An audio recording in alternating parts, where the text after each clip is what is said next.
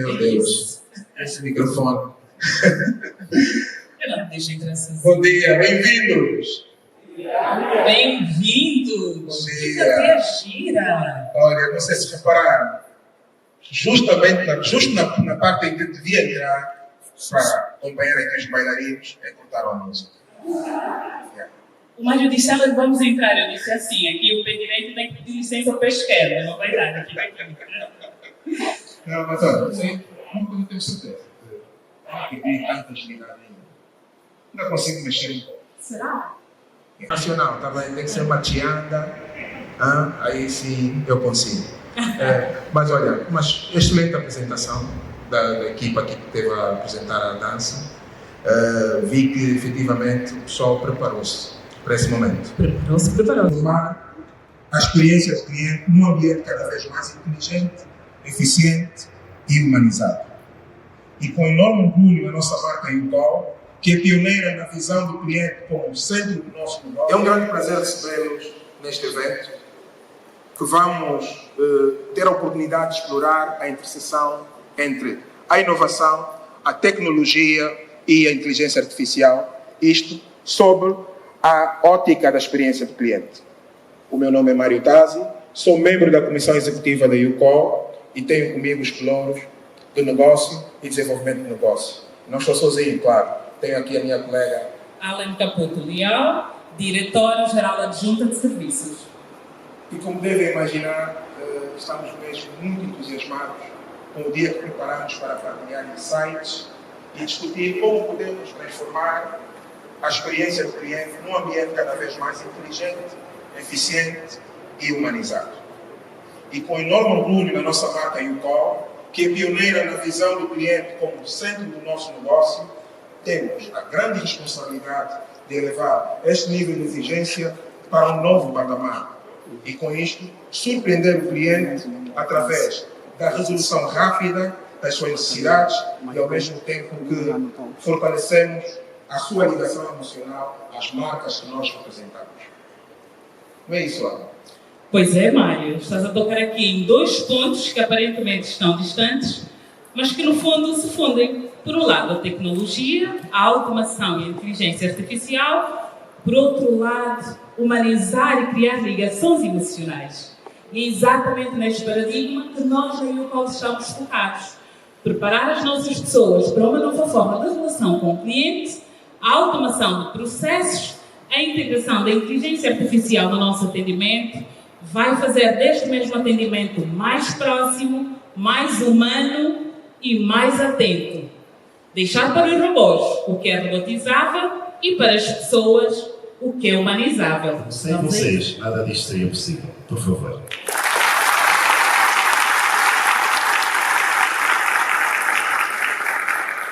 É a primeira edição do Innovision by YouCall 2025.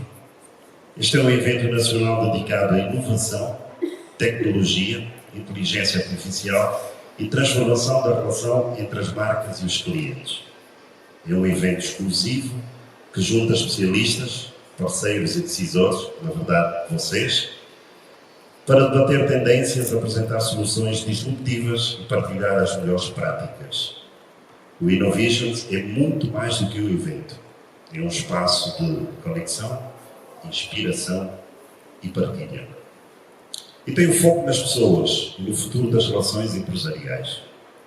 Tem como objetivo reunir profissionais e especialistas, e mais uma vez eu digo vocês, para debater e apresentar tendências futuristas, bem como partilhar insights e perspectivas sobre este novo mundo da inteligência artificial. Vocês estão muito sossegados, muito quietinhos, e este evento pretende que sorriam e que batam muitas palmas, porque faz bem ao coração. Esta é a Joana. A Joana tem 22 anos, é estudante universitária, estuda no segundo ano de gestão na Oscar Ribas. Habitualmente apanha 2 táxis para ir para a escola e, como é apaixonada por as redes sociais, quase sempre de manhã carrega saltos para poder navegar relaxadamente e saber as últimas das fofocas e o resto que lhe interessa. A Joana tem um sonho de estudar para fora, gostaria de estudar para a Inglaterra, tal ainda não é possível, tem a sorte de os pais conseguirem suportar as propinas, mas mesmo assim faz alguns business, alguns negócios para pagar as suas coisinhas e habitualmente compra perfumes online para vender no seu círculo de amigos. Esta é a Joana. Bastante simples, não é? Mas tenho novidades para vocês, vou complicar bastante mais isto. Nós somos um país com 36 milhões de habitantes, sendo que a idade média é 16,5 anos. Estamos praticamente sempre na adolescência. Luanda é uma mega cidade com quase 9 milhões e 900 mil habitantes. Isto são previsões do INE. E 64% da população tem menos de 25 anos. Isto é um desafio para todas as empresas. Conhecer bem os jovens hoje é conseguir adaptar as suas estratégias para o cliente do futuro. Temos aqui um ponto que é preciso ter em conta no nosso país, é o facto de cerca de 70% da nossa população ser de baixa renda, isto com base em imensos estudos que se vão fazendo e que nós também Mira fazemos. 30% já está na média alta, já conseguem ter uma vida relativamente organizada, acesso a trabalho, e isto é uma das características que tem que ser levada em conta. Nós consideramos, vamos focar neste grupo de 18 aos 30 anos, que se fazem à vida, arregaçam as mangas e por isso mesmo estudam e trabalham cerca de 30%. Reparem, alguns deles concorrem a empresas como a UCOL para fazerem face às despesas e, por vezes, conseguirem pagar as propinas. E são empresas como a UCOL que emprega tantos destes jovens que, de alguma forma, contribui para que estes jovens possam alcançar o seu sonho e de ter um curso superior. Geração que é pragmática. É uma geração que enfrenta desafios, mas enfrenta-os com criatividade e com esperança. Que seja uma lição, este otimismo para todos nós, para construirmos um futuro melhor. Obrigada.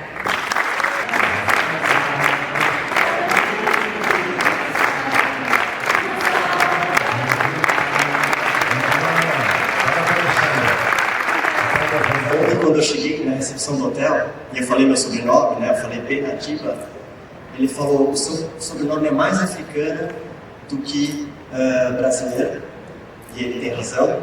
Quando a gente olha a raiz do meu nome, Atiba, a gente pesquisou, meus primos pesquisaram, identificamos que é uma matriarca nossa, e o Ben, e o nome feminino, perdão, o canal de vídeos não estava na nossa TV. Por que eu coloco não estava? Esse slide a gente usa há algum tempo e falava que ele não está na nossa TV, mas ele já está na nossa TV. Mas ele não nasceu como um canal feito para a televisão. O que a gente entendia na nossa infância como canal de televisão era outra coisa. Quando a gente olha para a empresa de mídia mais popular, ela não produz conteúdo. E a gente sabe, olhando para esse símbolo, de quem está falando. Quando a gente fala da maior empresa de mobilidade, ela não possui carros. A varejista mais famoso do mundo não tem estoque. E quando a gente olha para o maior provedor de hospedagem do mundo, não tem nenhuma propriedade. Então a gente entende, nesse ciclo virtuoso, a necessidade como ponto de partida, a tecnologia como meio e a inovação como resultado. Então a inovação é o resultado desse ciclo virtuoso e que ele se repete, porque lembrando a necessidade e o comportamento, ele se transforma constantemente. E a gente tem que estar atento através dos nossos dados, dos dados de mercado, dos dados daquele slide anterior. O que o mercado, que não é o nosso mercado, está fazendo? Quando a gente pensa em saúde, a gente olha para o nosso concorrente. É importante entender o que ele está fazendo. Mas o nosso cliente, o nosso paciente, o nosso médico, ele é consumidor de todas aquelas, ou pelo menos de uma, ou de três, ou de todas aquelas empresas que a gente viu. Então, ele vai criando expectativas de agilidade, de pronta entrega, de resolutividade, de simplicidade, de transparência. Como é que eu faço isso na saúde para entregar esse mesmo valor? Então a gente olha como uma forma ouvir a voz do paciente, cliente, e a gente usa o cliente não somente como paciente, porque a gente entende todo esse ecossistema. Então a gente olha para a jornada, todos os momentos, a gente entende todos os indicadores de experiência, mas também indicadores financeiros, operacionais e comportamentais, como falado anteriormente. Então a gente entende o antes, o durante e o depois, porque a recorrência na área da saúde, ela também é importante. A gente espera que as pessoas voltem por bons motivos. A gente espera que as pessoas voltem para continuar saudáveis e não simplesmente para consumir os nossos produtos e serviços. Entrando um pouco mais no nosso como, para o que vocês conhecem, eu imagino que muitos conheçam a instituição, que é reconhecida globalmente, mas quando a gente olha para essa informação, que 17 unidades são privadas e mais unidades são públicas, não sei se vocês tinham esse conhecimento. Para mim foi um impacto importante quando eu tive essa informação, quando eu entrei na instituição, justamente porque a gente entende o Einstein como aquela referência à saúde privada. Quando na verdade o Einstein tem mais unidades públicas sendo administradas, então essa parceria público-privada é muito forte na instituição. Como validação externa independente, nós temos mais de 24 acreditações. Eu trouxe algumas delas para destacar para vocês: o Plan Tree, o Magnet e o Joint Commission International. O último que eu leio é uma acreditação que a gente teve pela primeira vez, uma instituição de fora dos Estados Unidos foi acreditada. Isso foi em 1999 e assim seguimos sendo acreditados. E a última informação que eu trago aqui do lado direito para vocês é o reconhecimento que a gente vem alcançando ano a ano. Há 3 anos atrás, quando eu entrei na instituição, nós estávamos na 34ª colocação no mundo. No ano seguinte, meu primeiro ano de instituição, na 28ª, e agora nós estamos na 22ª. Então a gente vem, nos últimos 3 anos consecutivos, subindo alguns degraus. E é referência como o melhor do Brasil, o melhor da América Latina. E como chegamos até aqui, quando a gente fala de experiência? Então agora eu estou indo para o nosso como, falei um pouco do nosso porquê. Entendendo esse como, a gente olha para 1970, um ano antes da fundação do primeiro hospital. Então nós já temos, desde 1955 até 1971, nós temos uma jornada de médicos atendendo a sociedade, mas a gente ainda não tinha um hospital. Mesmo antes da formação do nosso primeiro hospital, nós temos um grupo de voluntárias que hoje formam 650 profissionais, entre homens e mulheres, que atendem de forma voluntária nos hospitais espalhados pelo Brasil as pessoas. Então elas recebem e acolhem na primeira entrada na instituição. E aí, quando a gente vai falando de experiência, entendendo nosso serviço de atendimento ao cliente, em 1991, em 1996, o nosso call center, que hoje é formado por aproximadamente 450 profissionais. Nós temos depois o Plan Tree, que é a certificação de cuidado centrado na pessoa, e algumas certificações que a gente vai ter internacionalmente em relação ao que a gente se propõe a entregar de qualidade no cuidado. E cada um desses hexágonos em azul, depois eu vou mostrar, percebam que eles vão ao longo da história sendo estruturados e construídos sem uma diretoria. Não existia uma diretoria focada em experiência do cliente. Mas ao longo do tempo a gente vai entendendo o CRM, a necessidade da gente ter os dados integrados, da gente olhar para o mercado, entender as pesquisas como uma área importante estratégica, o cuidado centrado na pessoa em 2014. Depois, em 2018, nós entendemos com as expansões que a gente precisava ter um modelo de atendimento que atendesse à diversidade do Brasil. Então, uma vez que a gente sai do nosso núcleo lá na cidade de São Paulo e começa a expandir para unidades públicas pelo Brasil, a gente entende que a gente precisa de um modelo de atendimento consistente. E aí a gente cria essa sigla, esse acrônimo, que é o SPA, segurança, paixão por servir e atenção aos detalhes. Agora, entrando um pouco no nosso OQ, eu poderia começar pelo OQ, mostrar as soluções, mostrar o quanto elas foram disruptivas para o momento que nós implantamos, mas fez muito sentido trazer o porquê para vocês conhecerem um pouco mais do Einstein, trazer o como para vocês entenderem o quanto, né, a gente não começou em 2022, a gente começou em 1970, com várias iniciativas que depois foram concentradas. A gente chega nesse modelo de totem hoje, que é uma evolução, esse é o mais recente. Nós tínhamos já há alguns anos o totem digital para autoatendimento, mas esse já tem reconhecimento facial, impressão da pulseira, então é a pessoa fazendo sem a interação, a necessidade de interação humana, mas sempre um humano disponível para atendê-lo. Assinatura digital dos termos e guias, impressão de senhas e ticket, digitalização de documentos, impressão de etiquetas, confirmação de dados cadastrais, o modo acessível, então esse totem ele é mais baixo, o nosso totem era alto, agora ele é mais baixo, ele tem um recorte para cadeirantes, então quem precisar acessar uma cadeira de rodas, a câmera ela faz o reconhecimento, ela se movimenta. E os principais impactos: redução de tempo de espera, de atendimento, na realização da admissão, reorganização de fluxos, tornando o ambiente mais fluido, redução de espaços para guichês de atendimento. Nós tínhamos, em uma das unidades, 30 posições. Hoje nós temos 6 posições, então o espaço foi muito melhor aproveitado e as pessoas também. Acho que isso é um ponto importante. Quando a gente pensa em tecnologia, inteligência artificial, a gente entende que as pessoas vão perder espaço no mercado. A nossa diretoria, antes de implantar esse totem, a gente primeiro não tinha a diretoria formada ainda, a implantação dele, mas a nossa diretoria ela vem crescendo, porque ao mesmo tempo que a instituição cresce, a expansão acontece, a gente também aproveita melhor as pessoas. Então a gente precisa de mais pessoas para quê? Para, nessa otimização de recursos, a concentração das atividades dos profissionais no atendimento e no acolhimento. Porque além dos voluntários, nós temos os profissionais que fazem o atendimento personalizado. Então o totem, ele não é uma solução sozinho.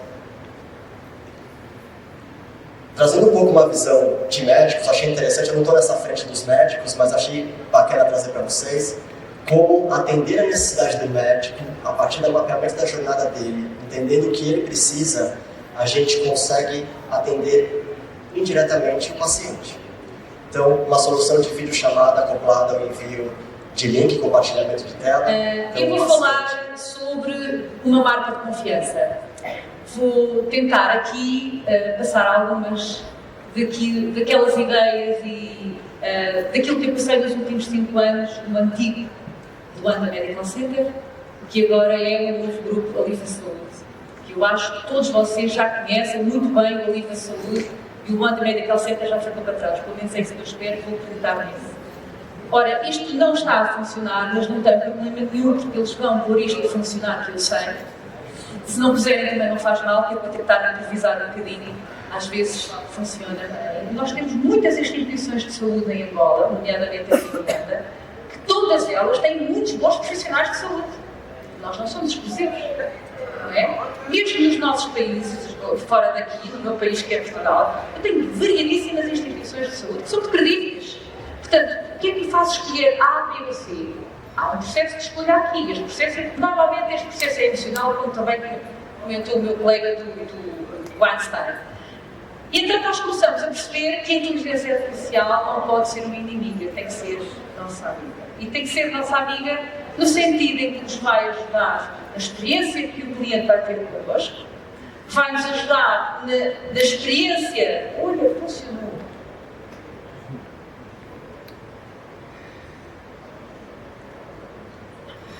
Vai-nos ajudar na experiência que o meu colega, que também é meu cliente, também vai ter, e isto é extraordinário, e de repente nós aos poucos, e é preciso muita consistência nesta comunicação interna, começamos a entender que a inteligência artificial, afinal de contas, veio para facilitar a vida de todos, a vida dos colegas internamente, a vida dos meus profissionais de saúde e a vida dos meus clientes no fim, porque é por causa deles que nós estamos aqui.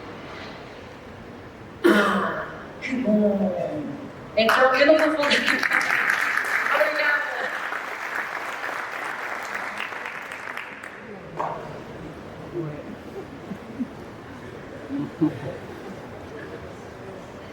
Então, muito rapidamente, só para não perder aqui muito tempo, 3 conceitos essenciais de comunicação que eu gosto sempre de falar e a gente muitas vezes esquece por causa disto. Todos nós aqui assumimos que sabemos comunicar bem, né? Nascemos com isto, sabemos falar, sabemos comunicar e, portanto, para nós é extraordinariamente fácil comunicar. Não é verdade.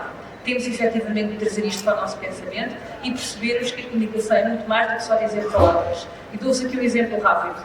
Eu sento-me na segunda-feira à mesa com 10 pessoas diferentes, 5 nacionalidades diferentes. Quando eu digo uma coisa como, por exemplo, o Covid came out of the blue. Isto em português é uma coisa que não tem tradução à letra. Como é que o meu colega português entende isto? Como é que o meu colega sul-africano entende isto? E como é que o meu colega israelita entende isto? E como é que o outro meu colega, que é brasileiro, também entende isto? E nós sentimos de forma diferente. Todos nós aqui sentimos de forma diferente. Temos contextos diferentes, contextos sociais, contextos políticos, contextos geográficos. Portanto, comunicar é uma coisa que nos é inata, porque nós temos o poder da voz e de falar, mas nem sempre aquilo que eu digo é entendido pelo outro da mesma forma. E nós temos que entender que este feedback é extraordinariamente importante. Portanto, eu trouxe-vos aqui este slide muito rápido sobre entendermos o que é uma definição simples da comunicação, entre elementos básicos da comunicação e entre o grande objetivo da comunicação. O futuro da relação marca-cliente em saúde passa muito pela AI, na minha perspectiva. Eu não sou especialista em inteligência artificial, sou talvez uma entusiasta, prefiro dizer assim, e sei muito pouco, mas aquilo que eu sei e aquilo que eu vejo em outras organizações e em outros países é que a inteligência artificial veio, efetivamente, aliás, que já está nas nossas vidas. Quantos de vocês é que não têm ChatGPT?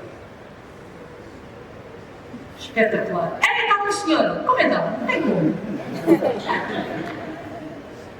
Rapidamente vai ter, tenho a certeza. Portanto, não há praticamente ninguém ao dia de hoje que não tenha ido pelo menos uma vez experimentar o que é que o ChatGPT nos pode trazer. E quem diz ChatGPT, reparem, já aqui vos disse, pode ser o Cloud, pode ser o Grok, pode ser o Gemini, pode ser o que vocês quiserem. Há milhares de plataformas. Portanto, aí veio efetivamente para ficar.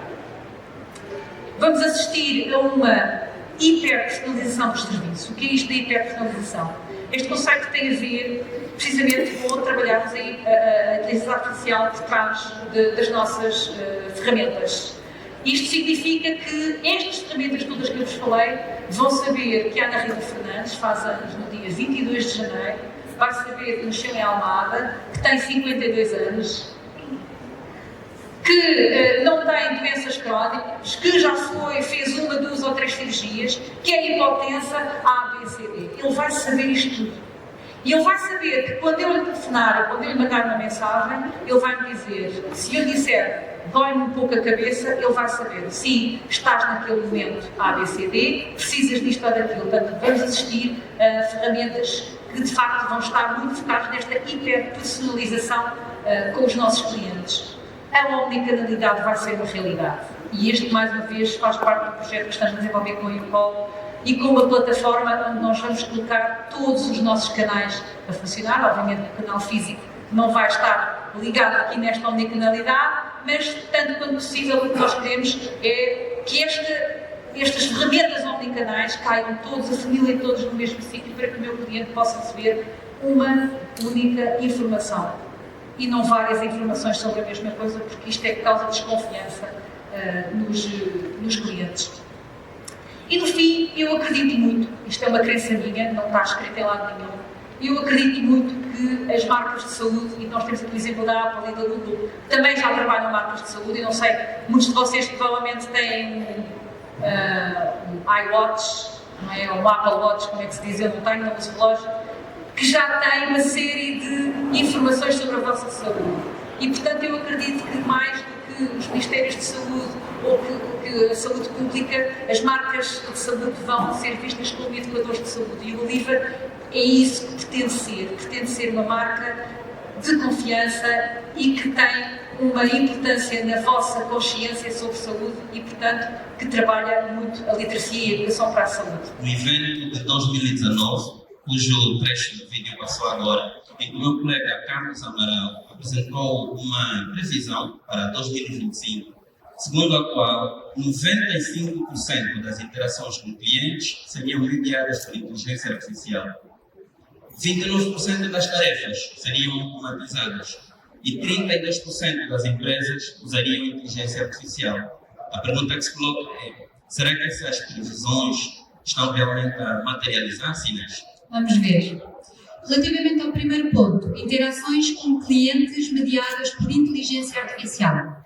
A Salesforce afirma que 85% do atendimento já está suportado por inteligência artificial. A Zendesk, por exemplo, diz que cerca de 80% das interações já estão minimamente automatizadas. Ou seja, os 95% não se cumprem tal e qual, mas em empresas de referência do setor acabam por já estar muito próximo deste patamar. Em relação às tarefas automatizadas de inteligência artificial, são evidentes os sinais de que estamos a caminhar para isso. Por exemplo, a Harvard Business Review mostra que trabalhadores que usam inteligência artificial poupam entre 5% a 10% do seu tempo semanal, o que já representa um ganho claro em rapidez e produtividade. Já numa experiência que a Harvard Business School fez com a BCG, consultores que utilizaram inteligência artificial concluíram mais 12% de tarefas, trabalharam 25% mais rápido e conseguiram melhorar a qualidade em impressionantes 40% em relação ao que entregaram. A Salesforce, por exemplo, também já reporta que 25% do código novo é gerado por inteligência artificial. Portanto, em média, a previsão dos 29% está claramente a materializar-se. E em certas funções e setores, há até uma superação dessa média dos 29% provocada pela automatização. Que é o que vamos ver agora no último ponto, as empresas que usam IA. Um estudo da Stanford relata que 78% das organizações utilizaram inteligência artificial em 2024, que é um salto grande desde os 55% registrados em 2023. Os dados mais recentes confirmam que cerca de 80% das organizações já utilizam inteligência artificial no seu dia-a-dia. Ou seja, a previsão dos 32% já foi altamente ultrapassada relativamente, considerando os dados mais recentes que temos. E é interessante que os três oradores que nos antecederam fizeram referência ao evento que impulsionou essa procura pelas soluções tecnológicas. Engraçado, num contexto em que se fala muito da corrida ao armamento, estamos aqui a falar em corrida à tecnologia. E devem ter reparado que os oradores fizeram muita referência à Covid-19. De facto, o contexto da Covid-19 impulsionou a corrida à tecnologia.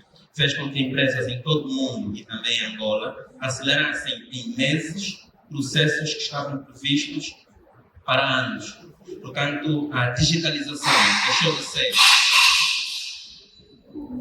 Essa frase é muito importante, vou repetir. A digitalização deixou de ser opção e passou a ser sobrevivência.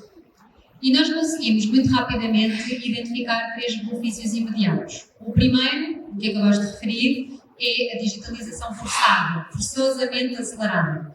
Portanto, em apenas 7 meses de 2020, as interações digitais saltaram de 36% para 58%, o que equivale a 3-4 anos de avanço em termos de tempos normais. Bom, impressionante.